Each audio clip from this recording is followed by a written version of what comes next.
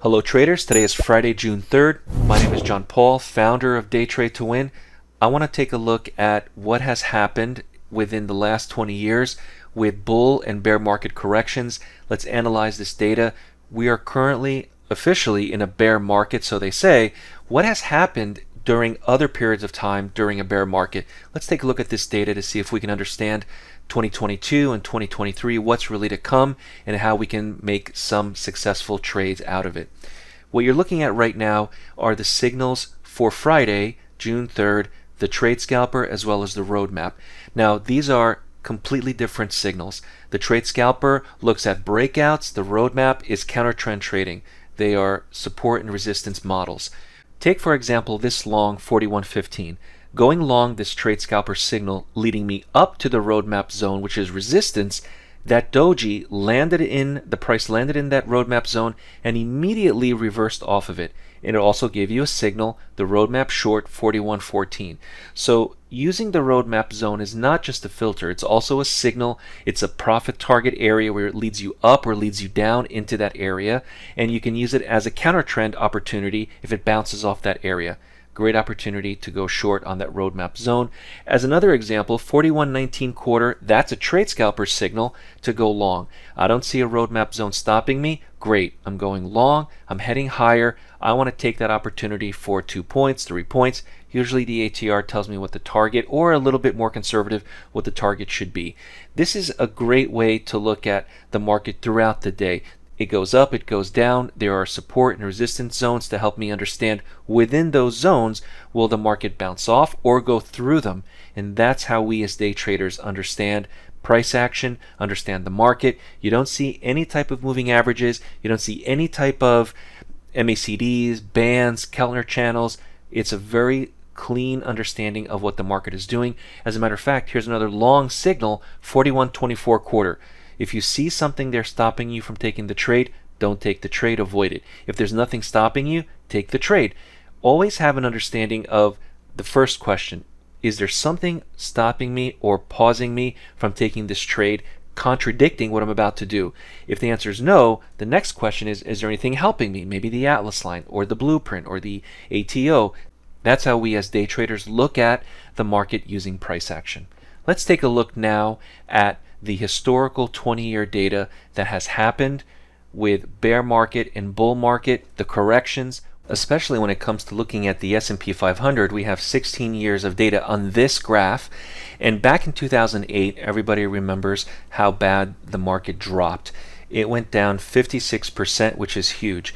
Now remember, when we talk about a bear market, it has to be at least 20%. So 20% or more is considered a bear market decline. Anything less than 20%, let's say a 10% decline, it's more of a correction. So we see these corrections in 2010, we see another correction in 2011, in 2012, 2013, 2014, 2015. So we can see that these are some minor corrections in the market between 10 and 20%. And we also have what's called these just small pullbacks, right? So they're not really corrections, they're just these small pullbacks of between 5 and 10%.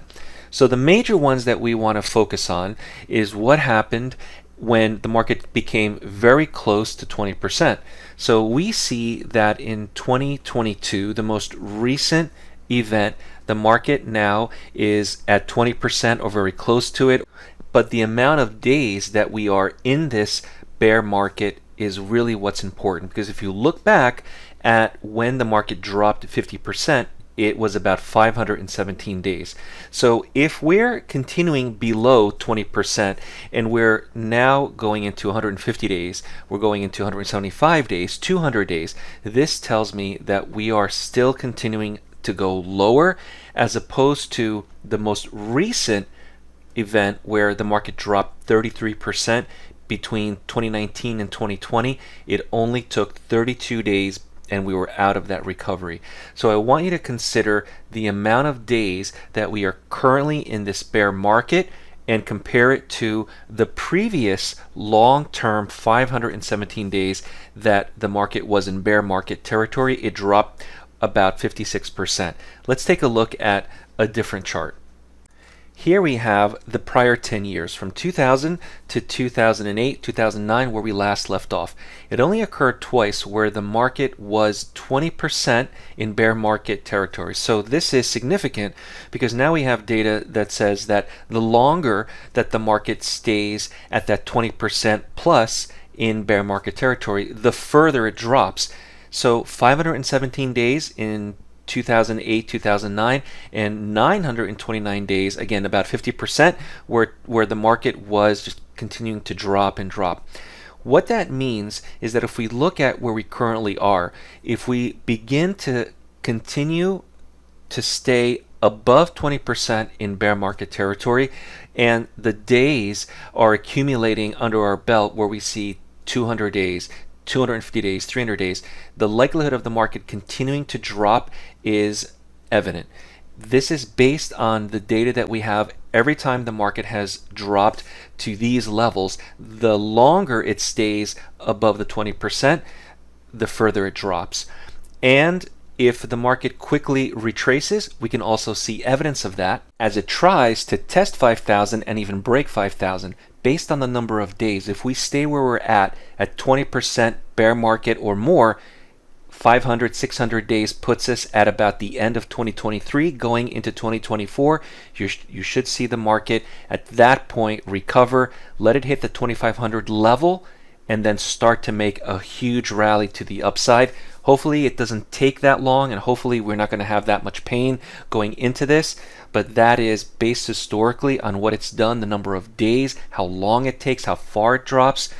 The time element is essential when thinking about where we're going to be at the end of 2023. Now, if you have any questions, if you'd like to join the new accelerated mentorship class, we include all the courses, all the software with lifetime licenses at a reduced rate. Visit DayTradeToWin.com. You can get a free member account. You can download some goodies, get started. Email us. We can set you up at no cost. My name is John Paul, and I'll see you at the next video. If you're new to day trading and want to learn more on the benefits of trading the markets, visit DayTradeToWin.com, join the next mentorship class starting later this month, and subscribe to the Day Trade to Win YouTube channel. We focus on price action and work exclusively with new and beginner traders who want to learn more on how to prosper from trading.